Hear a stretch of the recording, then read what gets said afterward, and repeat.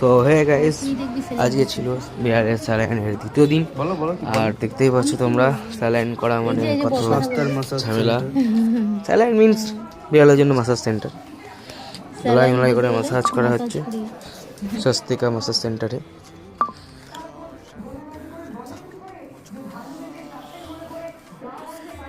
এই যে এটা হলো স্যালাইন করার জিনিসপত্র, চলছে স্যালাইন। এই হলো ডাক্তার আমাদের, পৌলমি ডাক্তার। কার বাড়িতে হচ্ছে স্যালাইনটা দেখি? আমার বাড়িতে। চোখের বদনটা ঠিক করে দেখাও, উঁচু করো। স্যালাইন শেষ হয়ে গেলে আমি চলে গেলাম বাইরের উদ্দেশ্যে। দেখতে পাচ্ছ এটা হলো শীতকালের লুক, এছাড়া কোনো গতি নেই। তারপর চলে গেল বৃন্দাবন টু বাড়ি।